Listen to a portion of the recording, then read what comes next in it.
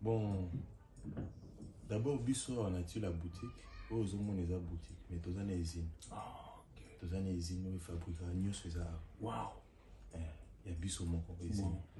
Donc, à part, tous autres cas, tout le monde on a payé belé. Ok. On a Italie, tous on a commande dans Italien, on a Norvège. Donc, tout le monde on va placer belé. Mais ming na boutique, tout ça.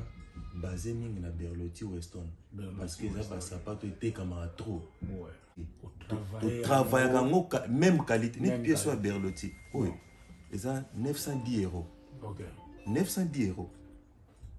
Fallait normal on a mon Oriana 910 € mais ce que soit na la boutique là on sont on a pris assez bon donc ko ba ça la biso ils ont côté donc toujours ça la même qualité mais tu tiens au prix assez. Vraiment. Donc est-ce que mon batunde est-ce que photo timbela parce que place où qui bimsa 910 €, oui awa to pesa on a fond bon mais même qualité. Voilà, nous donnons le même qualité au lieu de nous bimsa 900 € quelque part et puis mon oiseau travail ils ont qu'on a biso zawana ils ont soutien tout c'est soutenir quoi. Le roi de la forêt mobile ici déjà m'empata tout ça awana la lumière de Turquie, bien baptisé par Mampata, le général de Panzo.